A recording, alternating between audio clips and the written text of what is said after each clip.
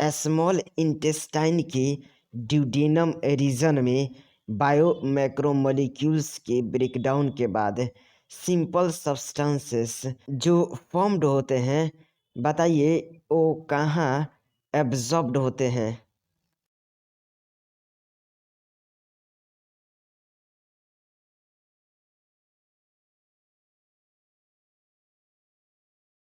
जी बिल्कुल, small intestine के duodenum reason में जो बायोमैक्रोमोलिक्यूल्स का ब्रेकडाउन होता है वो सिंपल सब्सटेंसेस में जब कन्वर्ट हो जाते हैं तब ऑब्जॉर्ब्ड होते हैं स्मॉल इंटेस्टाइन के जिजूनम और इलियम रीजन में।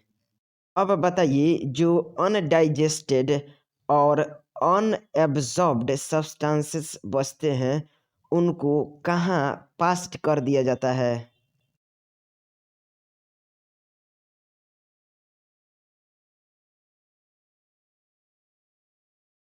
जी बिल्कुल, बचने वाले अनडाइजेस्टेड और अनएब्जॉर्ब्ड सब्सटेंसेस पास्ट हो जाते हैं on to the large intestine. बताइए क्या लार्ज इंटेस्टाइन में सिग्निफिकेंट डाइजेस्टिव एक्टिविटी ऑक्यूर्स होता है।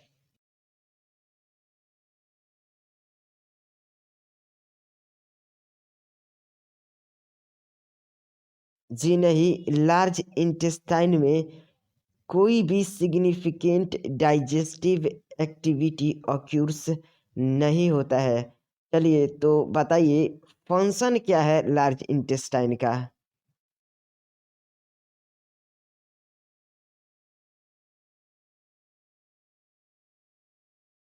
जी बिल्कुल, लार्ज इंटेस्टाइन का फर्स्ट फंक्शन यह है कि यह कुछ वाटर, मिनरल्स और कुछ ड्रग्स को एब्जॉर्ब्स करता है और सेकेंड फंक्शन सेक्रेट करता है म्यूकस को, जिसके हेल्प से एडहेरिंग करता है दी वेस्ट यानी कि अनडाइजेस्टेड पार्टिकल्स को टुगेदर और लुब्रिकेट करता है इसको फॉर एन इजी पासेज। चलिए बताइए अनडाइजेस्टेड अनएब्जॉर्ब्ड सब्सटेंसेस को क्या कहते हैं।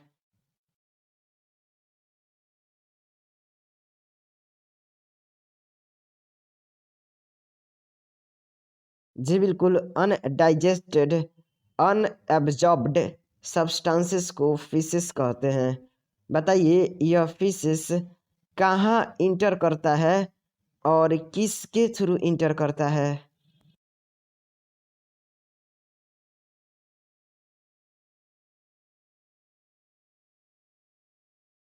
जी बिल्कुल, अनडाइजेस्टेड अनएब्जॉर्ब्ड सब्सटेंसेस जिसको फीसेस कहते हैं यह इंटर करता है लार्ज इंटेस्टाइन के सीकम में थ्रू इडियोसिकल वाल्व, जो कि प्रिवेंट करता है back flow of the faecal matter को।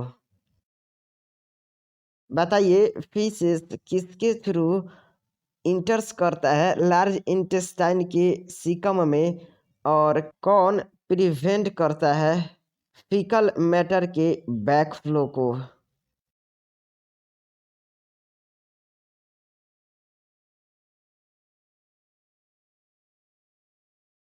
जी बिल्कुल, फीसेस लार्ज इंटेस्टाइन के सीकम में इलियोसिकल वाल्व के थ्रू इंटर्स करता है और यही इलियोसिकल वाल्व प्रिवेंट करता है फीकल मैटर के बैकफ्लो को।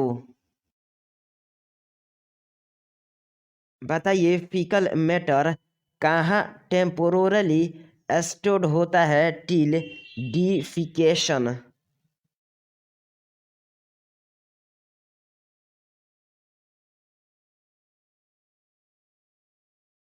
जी बिल्कुल, till defecation faecal matter temporarily stored होता है रेक्टम में। बताइए गैस्ट्रो इंटेस्टाइनल ट्रैक्ट की एक्टिविटीज किसके अंडर होता है।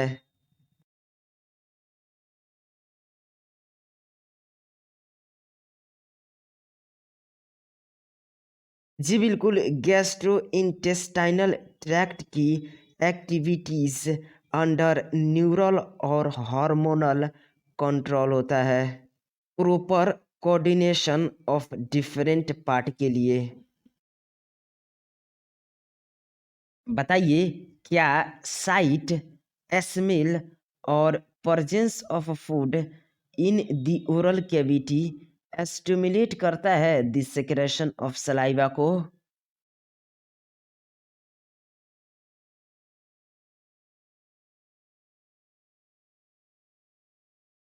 जी बिल्कुल, साइट, स्मेल और the presence of food in the oral cavity stimulate कर सकता है द सेक्रेशन ऑफ सलाइवा को। बताइए, गैस्ट्रिक और इंटेस्टाइनल सेक्रेशन किसके द्वारा स्टिमुलेटेड होता है?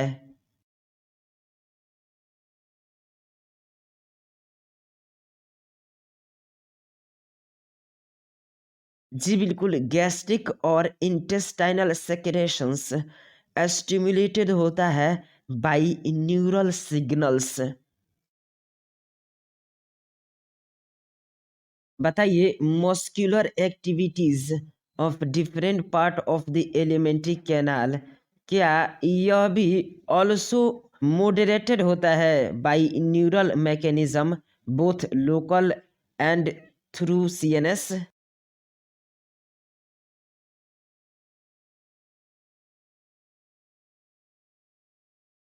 जी बिल्कुल, एलिमेंट्री कैनाल की डिफरेंट पार्ट का एक्टिविटीज भी मॉडरेटेड होता है न्यूरल मैकेनिज्म्स से, बोथ लोकल और थ्रू सीएनएस।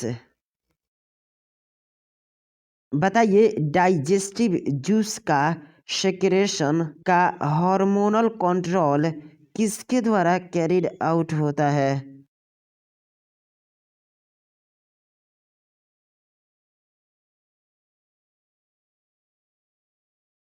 जी बिल्कुल, डाइजेस्टिव जूसेस के सिक्रेशन का हार्मोनल कंट्रोल कैरिड आउट होता है by local hormones produced by the gastric and intestinal mucosa.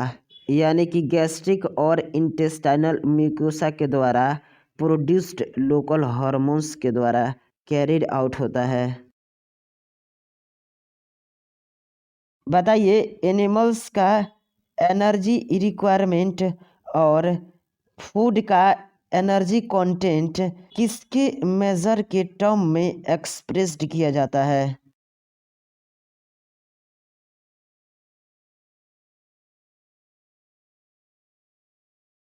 जी बिल्कुल, एनिमल्स के एनर्जी का रिक्वायरमेंट और फूड कंटेंट का एनर्जी एक्सप्रेस्ड किया जाता है in terms of measure of heat energy, क्योंकि हीट अल्टीमेट फॉर्म है सारे एनर्जीज का।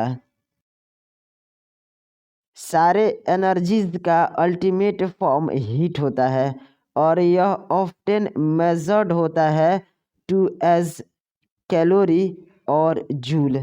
बताइए, ये कैलोरी या जूल क्या होता है?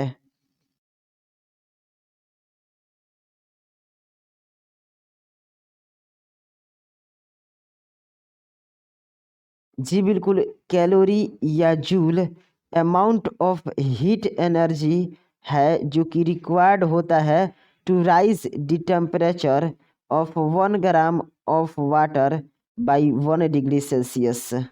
यानी कि 1 ग्राम वाटर को 1 डिग्री सेल्सियस टेम्परेचर देने के लिए जो हीट एनर्जी की रिक्वायरमेंट होती है उसी को कैलोरी या जूल कहते हैं। क्योंकि यह वैल्यू एनर्जी का बहुत छोटा अमाउंट है, इसलिए physiologist commonly kilo calorie, kilo joule का यूज़ करते हैं। बताइए, 1 किलो कैलोरी कितना अमाउंट ऑफ एनर्जी होता है?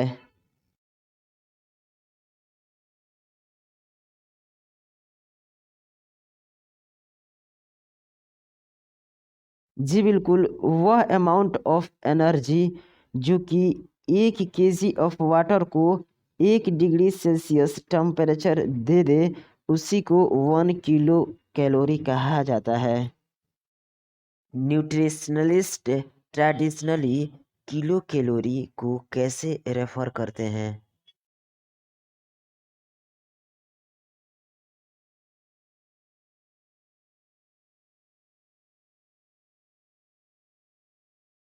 जी बिल्कुल, न्यूट्रिशनलिस्ट ट्रेडिशनली रेफर्स करता है to kilo calorie as the calorie और जूल। कैलोरी और जूल ऑलवेज कैपिटलाइज्ड रहता है। ग्रॉस कैलोरीफिक और ग्रॉस एनर्जी वैल्यू क्या होता है?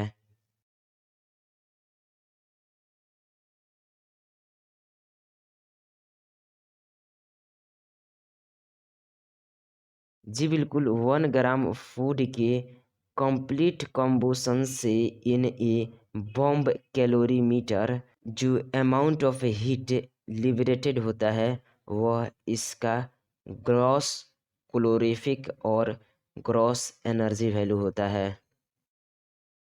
बताइए बॉम्ब कैलोरीमीटर क्या होता है?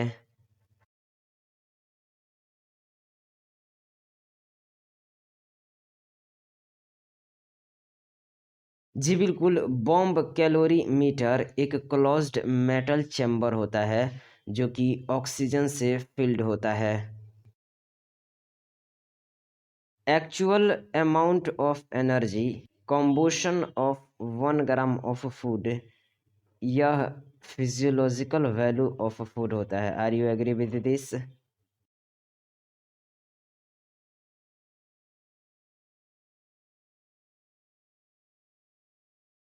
जी बिल्कुल, actual amount of energy combustion of 1 gram of food, यह फिजियोलॉजिकल वैल्यू ऑफ फूड होता है। Gross calorific value of carbohydrate बताइए।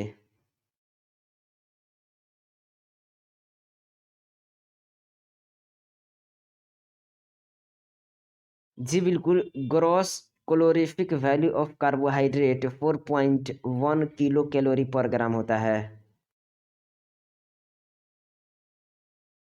चलिए gross calorific value of protein बताइए।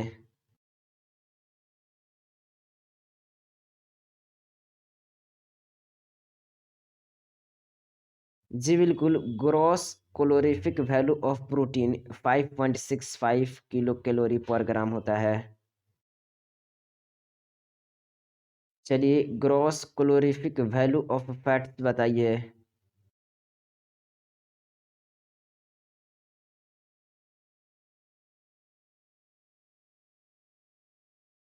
जी बिल्कुल, gross calorific value of fat 9.45 kilo calorie पर ग्राम होता है। चलिए कार्बोहाइड्रेट का फिजियोलॉजिकल वैल्यू बताइए।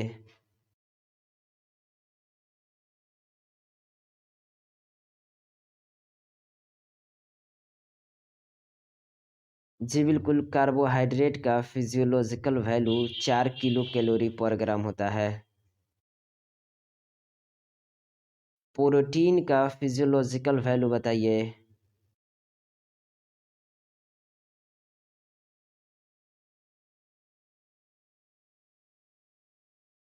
जी बिल्कुल, प्रोटीन का फिजियोलॉजिकल वैल्यू 4.0 किलो कैलोरी पर ग्राम होता है। फैट का फिजियोलॉजिकल वैल्यू बताइए।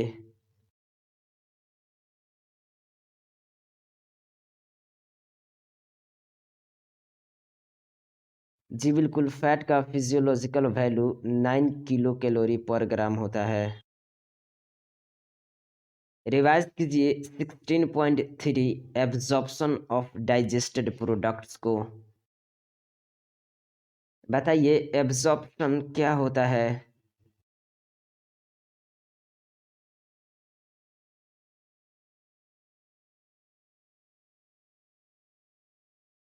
जी बिल्कुल, एब्जॉर्प्शन वह प्रोसेस होता है जिसके द्वारा इंड प्रोडक्ट ऑफ डाइजेशन पास करता है through the intestinal mucosa into the blood और लिम्फ। यानी कि इंटेस्टाइनल म्यूकोसा के थ्रू जब डाइजेस्टेड प्रोडक्ट लिम्फ या ब्लड में इंटर करता है, इसी को एब्जॉर्प्शन कहा जाता है। बताइए एब्जॉर्प्शन किन किन मैकेनिज्म से कैरिड आउट होता है।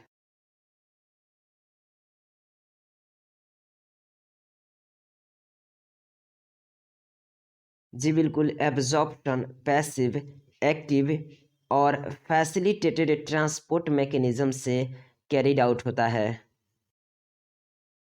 बताइए कौन कौन सिंपल डिफ्यूजन द्वारा एब्जॉर्ब्ड होते हैं।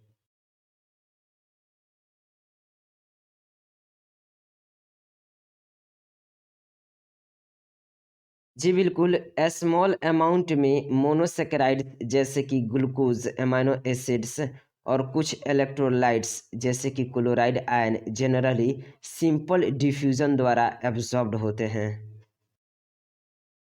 बताइए इन सिंपल डिफ्यूजन के द्वारा पासेज ऑफ दीज सब्सटेंसेस किसके ऊपर डिपेंड करता है।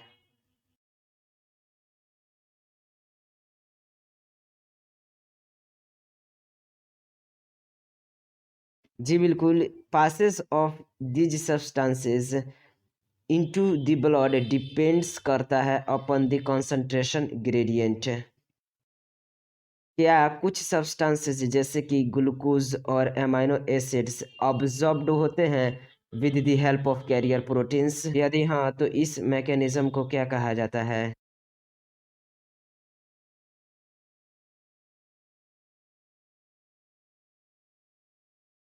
जी बिल्कुल, कुछ सब्सटेंसेस जैसे कि ग्लूकोज और एमाइनो एसिड्स अब्जॉर्ब्ड होते हैं with the help of carrier proteins, और यह कैरियर प्रोटीन्स से अब्जॉर्प्शन का मैकेनिज्म फैसिलिटेटेड ट्रांसपोर्ट कहलाता है। बताइए वाटर का ट्रांसपोर्ट किस पर डिपेंड्स करता है।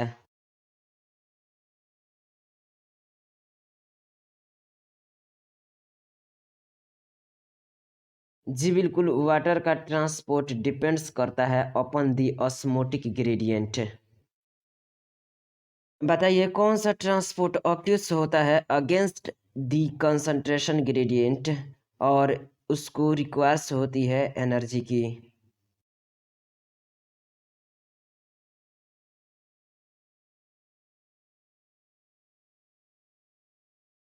जी बिल्कुल, एक्टिव ट्रांसपोर्ट ऑक्यूर्स होता है अगेंस्ट द कंसंट्रेशन ग्रेडियंट और इसलिए इसको एनर्जी की रिक्वायरमेंट होती है। बताइए कौन कौन से न्यूट्रिएंट्स एक्टिव ट्रांसपोर्ट के थ्रू एब्जॉर्ब्ड होते हैं।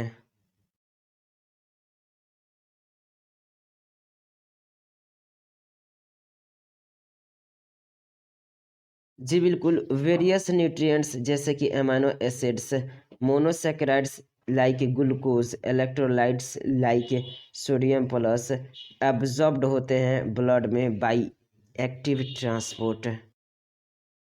बताइए कौन कौन इनसॉल्युबल होता है और एब्जॉर्ब्ड नहीं होता है इनटू द ब्लड।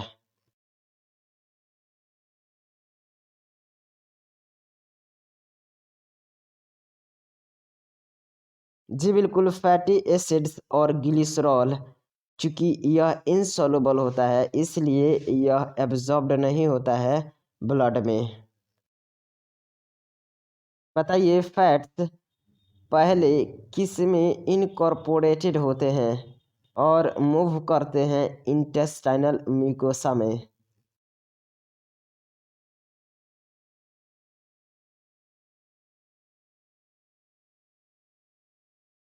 जी बिल्कुल, फैट फर्स्ट इनकॉर्पोरेटेड होते हैं स्मॉल ड्रॉपलेट्स में जिनको मिसल्स कहते हैं, और यह मिसल्स मूव करते हैं इनटू द इंटेस्टाइनल म्यूकोसा।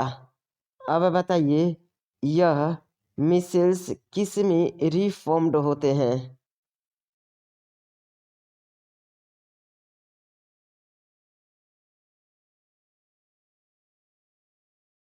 जी बिल्कुल, मिसल्स रिफॉर्म्ड होते हैं very small protein coated fat globules में, जिसको काइलोमाइक्रोन्स कहा जाता है, यह ट्रांसपोर्टेड किया जाता है into the lymph vessels that is lacteals in the villi. बताइए फैट्स का मिसेल्स किस फॉर्म में ट्रांसपोर्टेड किया जाता है?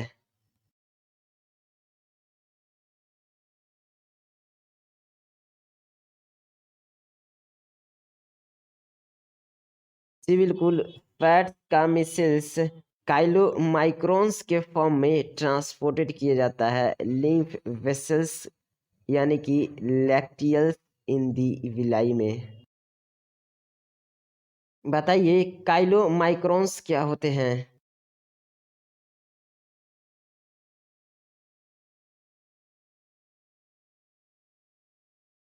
जी बिल्कुल, फैट्स का मिसेल्स रिफॉर्म्ड होते हैं into very small protein coated fat globules. इसी very small protein coated fat globules को काइलोमाइक्रोन्स कहते हैं और यह काइलोमाइक्रोन्स ट्रांसपोर्टेड होता है विलाई के लिम्फ वेसल्स लैक्टियल्स में, और lymph vessels ultimately absorbed substances को ब्लड स्ट्रीम में रिलीज करता है। बताइए सब्सटेंसेस का एब्जॉर्प्शन कहाँ कहाँ टेक्स प्लेस करता है?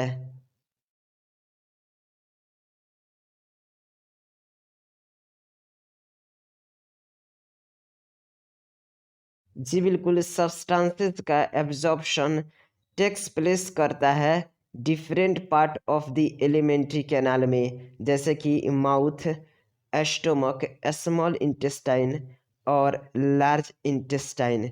लेकिन बताइए मैक्सिमम एब्जॉर्प्शन कहाँ ऑक्यूर होता है?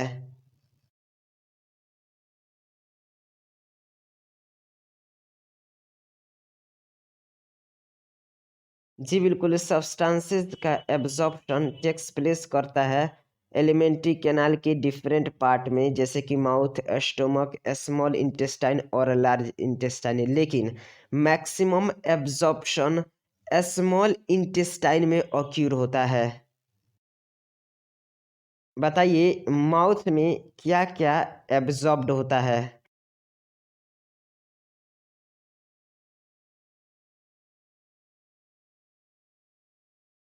जी बिल्कुल, माउथ में certain drugs coming in contact with mucosa of mouth and lower side of tongue are absorbed into blood capillaries lining them. यानी कि कुछ सर्टेन ड्रग्स जो कि म्यूकोसा ऑफ माउथ और लोअर साइड ऑफ टंग के contact में आते ही ऑब्जॉर्ब्ड हो जाते हैं ब्लड में, क्योंकि ब्लड कैपिलरीज की लाइनिंग होती है म्यूकोसा ऑफ माउथ और lower side of the tongue में।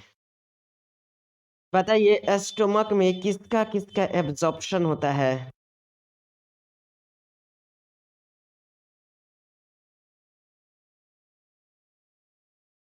जी बिल्कुल, वाटर, सिंपल शुगर्स, अल्कोहल का एब्जॉर्प्शन स्टोमक में टेक्स प्लेस करता है।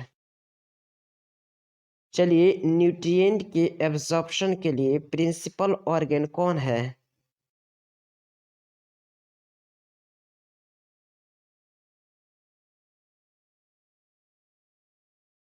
जी बिल्कुल, न्यूट्रिएंट्स के एब्जॉर्प्शन के लिए प्रिंसिपल ऑर्गन्स स्मॉल इंटेस्टाइन है।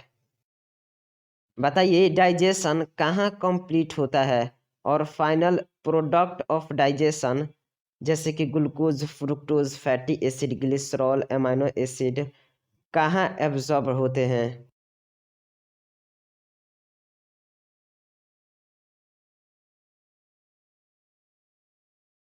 जी बिल्कुल, स्मॉल इंटेस्टाइन में डाइजेशन कंप्लीट होता है और डाइजेस्टेड प्रोडक्ट जैसे कि glucose, fructose, fatty acid, glycerol, amino acid absorbed होते हैं through mucosa into the blood stream and lymph.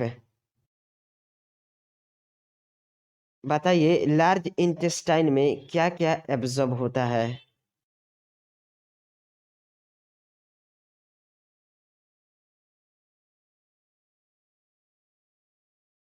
जी बिल्कुल, लार्ज इंटेस्टाइन में वाटर का एब्जॉर्प्शन, कुछ मिनरल्स और ड्रग्स का एब्जॉर्प्शन टेक्स प्लेस करता है।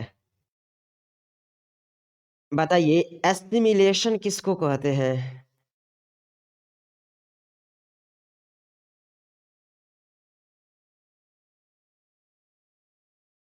जी बिल्कुल, एब्जॉर्ब्ड सब्सटेंसेस जब टिश्यू के पास रीच करता है तब टिश्यू अपने एक्टिविटीज़ के लिए एब्जॉर्ब्ड सब्सटेंसेस का यूटिलाइजेशन करता है। इसी प्रोसेस ऑफ यूटिलाइजेशन को एसिमिलेशन कहते हैं।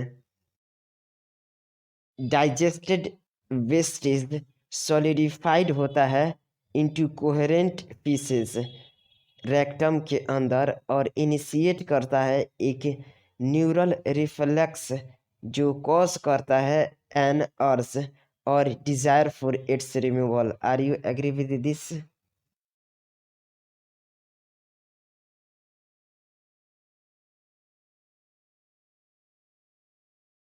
जी बिल्कुल, डाइजेस्टिव वेस्टेज सॉलिडिफाइड होता है कोहेरेंट फोर्सेस में इन दी रेक्टम और इनिशिएट करता है न्यूरल रिफ्लेक्स को जो कि कॉज करता है एक अर्ज और desire for its removal. Faeces का egestion outside through the anal opening यानी कि डिफिकेशन, क्या यह वॉलेंट्री प्रोसेस होता है और यह किस मूवमेंट के द्वारा कैरिड आउट होता है?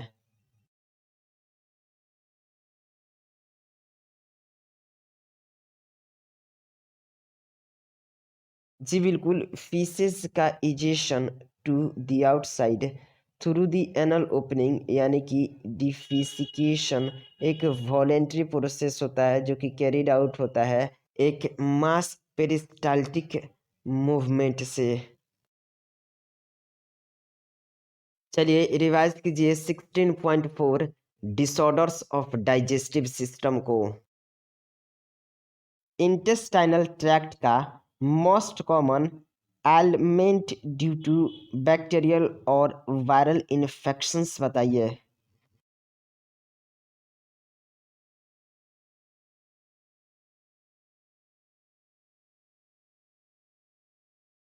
जी बिल्कुल, इंटेस्टाइनल ट्रैक्ट में इन्फ्लामेशन मोस्ट कॉमन एलिमेंट है ड्यू टू बैक्टीरियल और वायरल इन्फेक्शंस।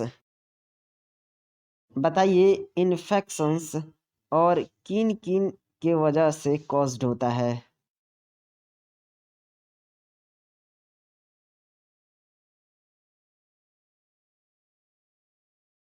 जी बिल्कुल, इन्फेक्शंस ऑल्सो कॉज्ड होता है by the parasites of intestine जैसे कि tapeworm, round worm, thread worm, hook worm, pin worm etcetera. Intestine का 5 ऐसे पैरासाइट का नाम बताइए जिनकी वजह से इन्फेक्शन कॉज्ड होता है।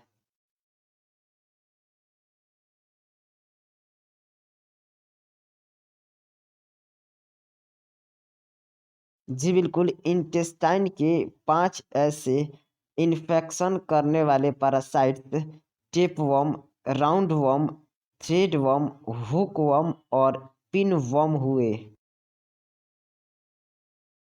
बताइए जॉन्डिस में क्या होता है?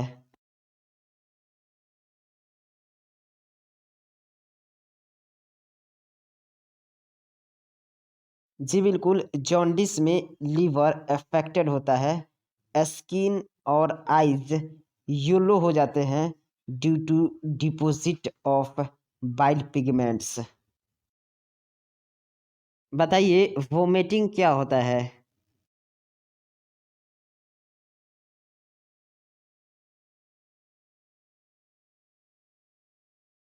जी बिल्कुल, माउथ के through ejection of stomach contents को हम लोग वोमिटिंग कहते हैं। बताइए यह वोमिटिंग का रिफ्लेक्स एक्शन किसके द्वारा कंट्रोल्ड किया जाता है?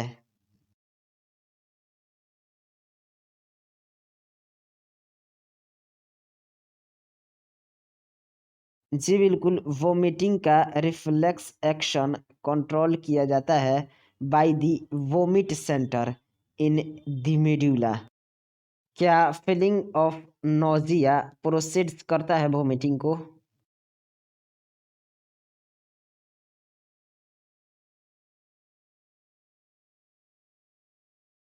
जी बिल्कुल, नोजिया का फीलिंग वोमिटिंग को प्रोसीड्स करता है। बताइए, डायरिया क्या होता है?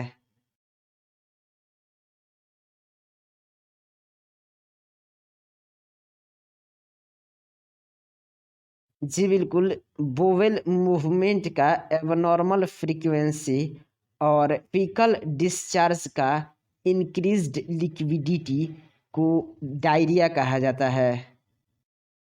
बताइए, डायरिया फूड एब्जॉर्प्शन को इंक्रीज करता है या फिर डिक्रीज करता है?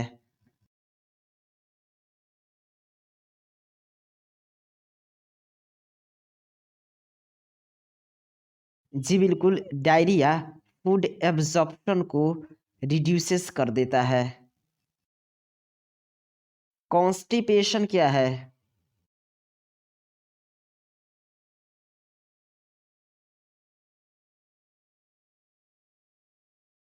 जी बिल्कुल, कॉन्स्टिपेशन में फीसेस रिटेंड हो जाता है within the colon as the bowel movements occur irregularly. Irregularly bowel movement होता है कॉन्स्टिपेशन में, इसलिए फीसेस रिटेंड हो जाते हैं विदिन द कोलोन। इसी को कॉन्स्टिपेशन कहा जाता है। इनडाइजेशन किसको कहा जाता है?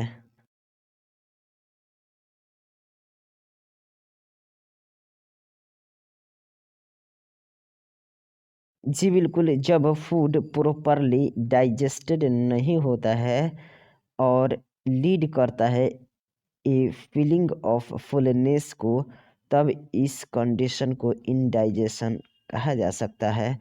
और इसका कॉज होता है inadequate enzyme secretion, anxiety, food poisoning, over eating and spicy food. चलिए, कॉज ऑफ इनडाइजेशन का 5 कारण बताइए।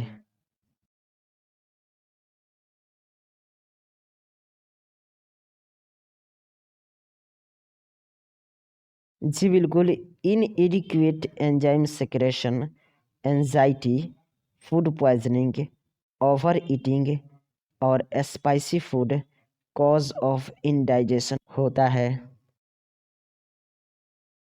पीईएम यानी कि पेम का फुल फॉर्म बताइए।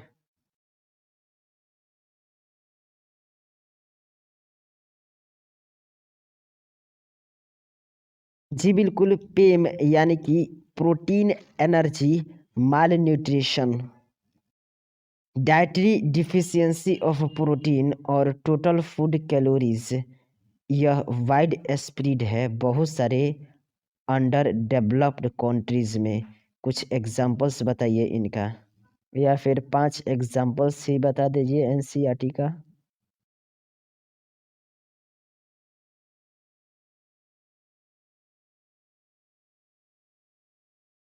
जी बिल्कुल, बहुत सारे under developed countries of South and South East Asia, South America and West and Central Africa में dietary deficiency of protein and total food calories widespread है।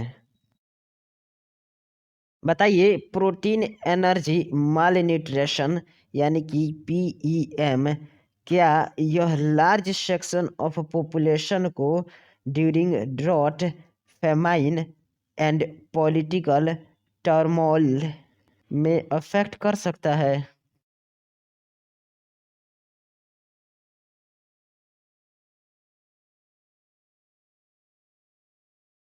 जी बिल्कुल, प्रोटीन एनर्जी मालन्यूट्रिशन यानी कि पीईएम अफेक्ट कर सकता है large section of population को ड्यूरिंग ड्रॉट फेमाइन और पॉलिटिकल टर्मोइल। यह हैपेंड हुआ था बांग्लादेश में during liberation war and Ethiopia में during severe drought mid 80s में। बताइए पीईएम अफेक्ट करता है इन्फेंट्स को और चिल्ड्रेन को क्या प्रोड्यूस करके।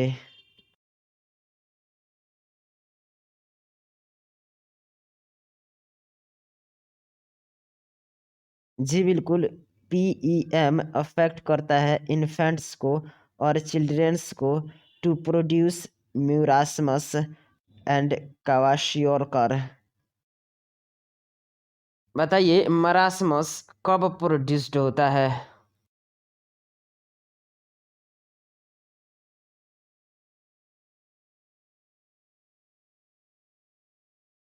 जी बिल्कुल, साइमल्टेनियसली प्रोटीन्स और कैलोरीज के डिफिशियंसी में मरासमस प्रोड्यूस्ड होता है। बताइए मरासमस इन्फेंट में किस एज में देखने को मिलता है।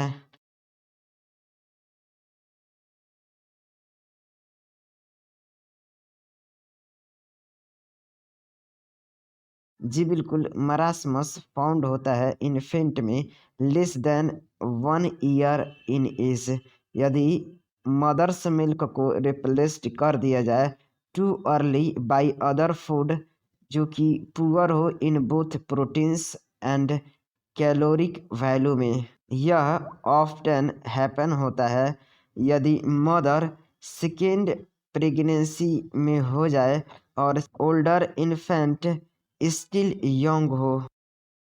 बताइए मरासमस में प्रोटीन डिफिशियंसी क्या इम्पेयर्स करता है।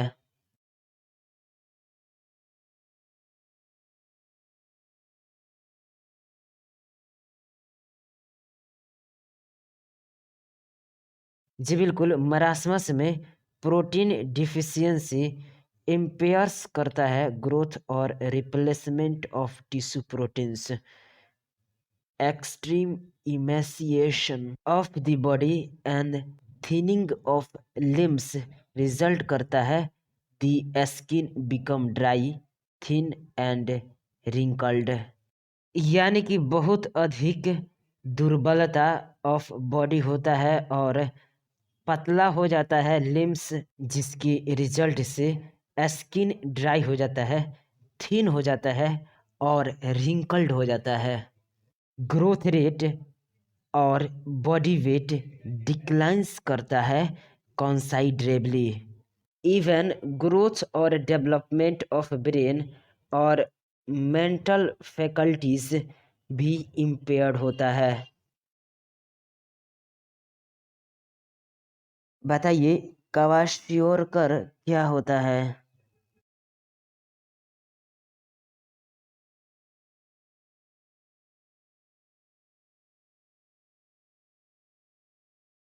जी बिल्कुल, क्वाशियोरकर प्रोड्यूस्ड होता है प्रोटीन डिफिशियंसी से अनएकोम्पेन्ड बाई क्लोरीन डिफिशियंसी।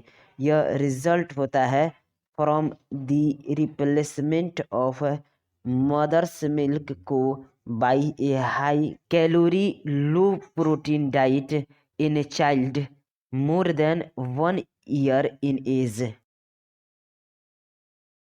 बताइए क्या मरासमस के जैसे ही क्वाशियोरकर भी शो करता है wasting of muscle thinning of limbs growth failure और ग्रोथ और ब्रेन डेवलपमेंट फेलियर।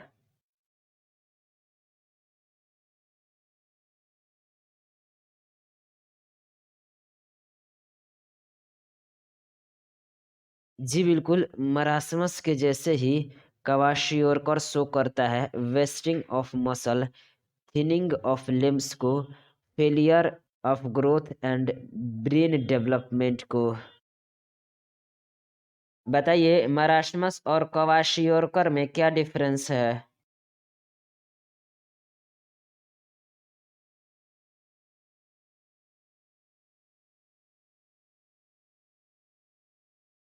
मरासमस के विपरीत सम फैट स्टिल लेफ्ट रहता है under the skin in kwashiorkor moreover extensive oedema और swelling of the body part are scene.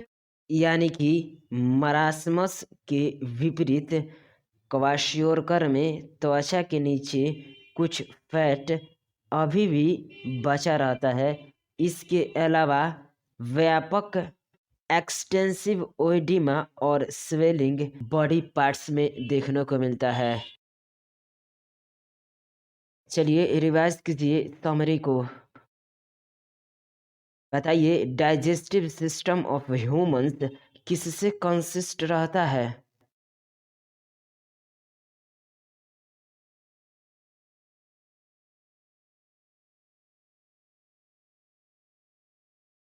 जी बिल्कुल, humans का digestive system consist रहता है एलिमेंट्री कैनाल और एसोसिएटेड डाइजेस्टिव ग्लैंड्स से। बताइए एलिमेंट्री कैनाल किस किस से कंसिस्ट रहता है?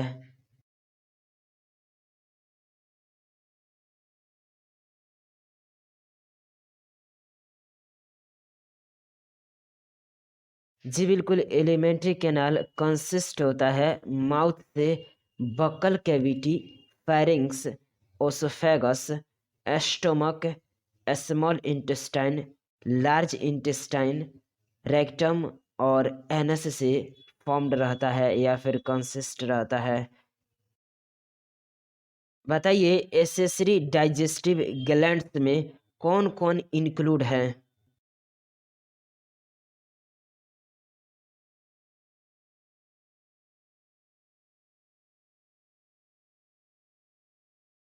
जी बिल्कुल, एसेसरी डाइजेस्टिव ग्लैंड्स में इंक्लूड होता है सलाइवरी ग्लैंड्स, लीवर और पैंक्रियाज।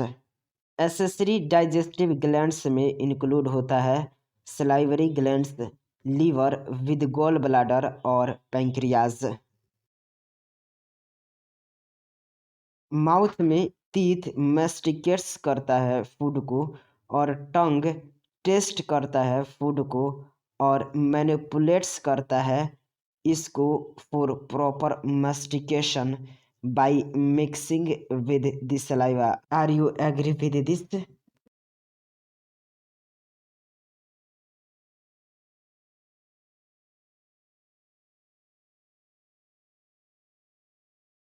जी बिल्कुल, एसेसरी डाइजेस्टिव ग्लैंड्स में इंक्लूड होता है salivary glands, the liver with gall bladder और दी पैंक्रियाज।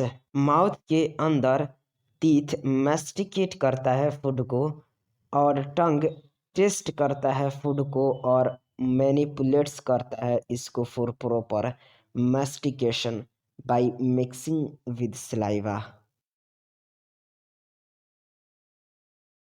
बताइए सलाइवा क्या कंटेंस करता है?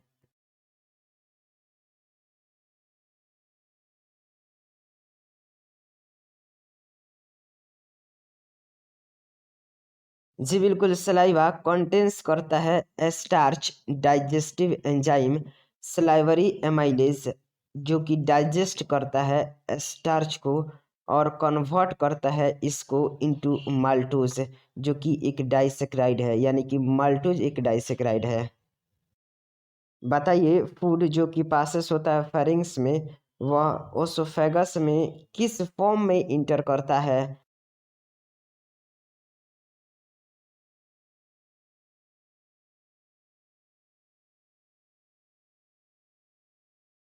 जी बिल्कुल, फूड पासेस होता है फेरिंग्स में और इंटर्स करता है दी ओसोफेगस बोलस के फॉर्म में जो कि फर्दर कैरीड डाउन करता है थ्रू ओसोफेगस पेरिस्टालसिस के द्वारा इनटू दी एस्टोमक।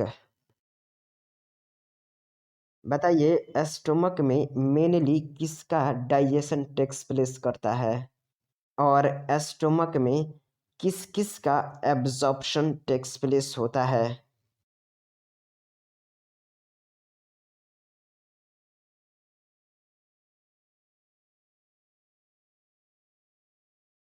जी बिल्कुल, एस्टोमक में मेनली प्रोटीन का डाइजेशन टेक्स प्लेस करता है और सिंपल शुगर्स, अल्कोहल, मेडिसिन्स का एब्जॉर्प्शन एस्टोमक में टेक्स प्लेस करता है। बताइए, जब फूड ड्यूडेनम में इंटर्स करता है तो क्या कहलाता है? और क्या ड्यूडेनम स्मॉल इंटेस्टाइन का पोर्शन है?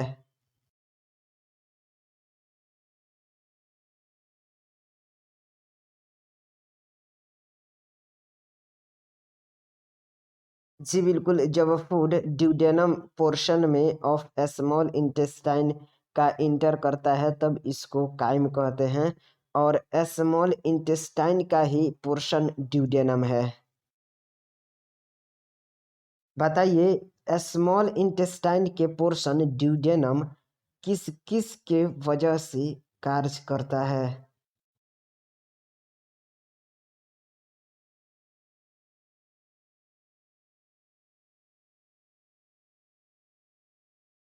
जी बिल्कुल, स्मॉल इंटेस्टाइन के पोर्शन ड्यूडेनम में जब काइम प्रवेश करता है तब उस पर पैंक्रियाटिक जूस, बाइल और finally the enzyme succus entericus द्वारा ड्यूडेनम कार्य करता है और इससे डाइजेशन ऑफ कार्बोहाइड्रेट, प्रोटीन और फैट कंप्लीट हो जाता है। बताइए, स्मॉल इंटेस्टाइन की ड्यूडेनम में किस किस का डाइजेशन कंप्लीट हो जाता है?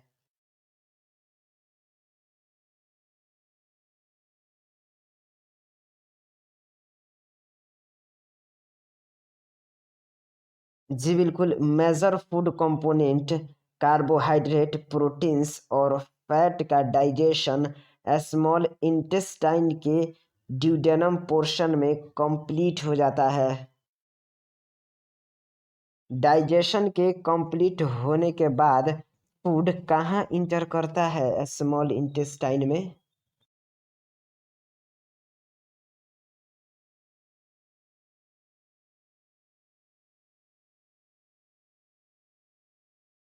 जी बिल्कुल, ड्यूडेनम के बाद फूड इंटर करता है जेजुनम और इलियम पोर्शन में ऑफ द स्मॉल इंटेस्टाइन।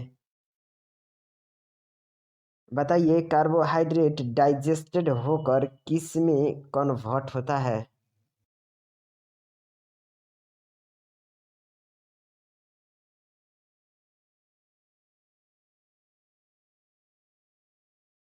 जी बिल्कुल, कार्बोहाइड्रेट डाइजेस्ट होकर कन्वर्ट होता है इनटू मोनोसैकेराइड्स लाइक ग्लूकोज।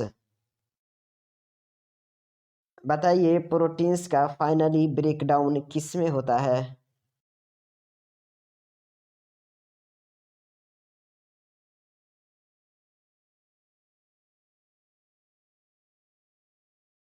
जी बिल्कुल, प्रोटीन्स का फाइनली ब्रेकडाउन अमाइनो एसिड्स में होता है। बताइए, फैट के डाइजेशन के बाद यह किस में कन्वर्ट हो जाता है?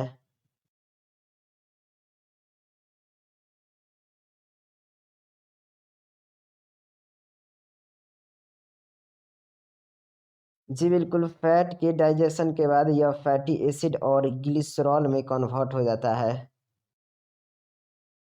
बताइए, किसके through digested and product absorbed होते हैं इनटू द बॉडी?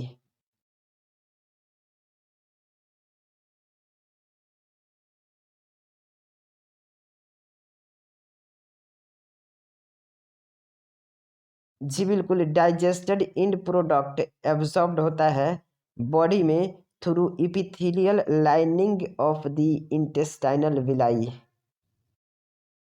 या फिर इंटेस्टाइनल विलाई के इपिथेलियल लाइनिंग के थ्रू डाइजेस्टेड प्रोडक्ट एब्जॉर्ब्ड होता है।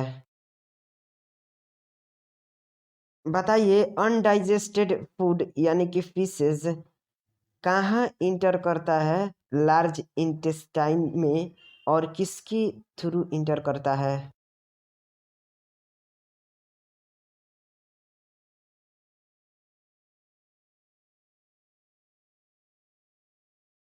जी बिल्कुल, अनडाइजेस्टेड फूड यानी कि फिशेज इंटर्स करता है caecum of the large intestine में थ्रू इलियोसिकल वाल्व, जो कि प्रिवेंट करता है back flow of the faecal matter को भी, यानी कि इलियोसिकल वाल्व प्रिवेंट करता है back flow of faecal matter. बताइए, मोस्ट ऑफ द वाटर कहाँ एब्सॉर्ब्ड होते हैं?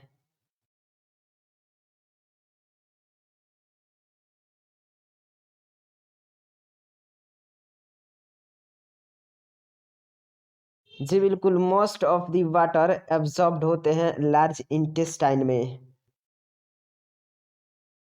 बताइए, अनडाइजेस्टेड फूड किस नेचर में रेक्टम में इंटर्स करता है?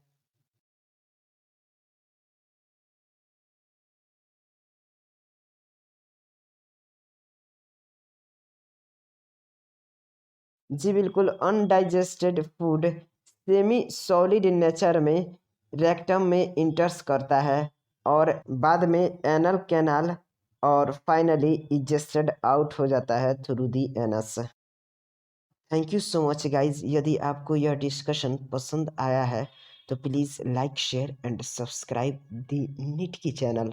यदि आप हमको सपोर्ट करें तो बहुत अच्छा होगा। मेरा पेटीएम नंबर ऊपर दिया गया है। गाइज प्लीज़ सपोर्ट ज़रूर करें। Thank you so much guys. Please like share और सब्सक्राइब करें और प्लीज़ प्लीज़ हमें सपोर्ट ज़रूर करें। ऊपर यूपीआई नंबर दिया गया है।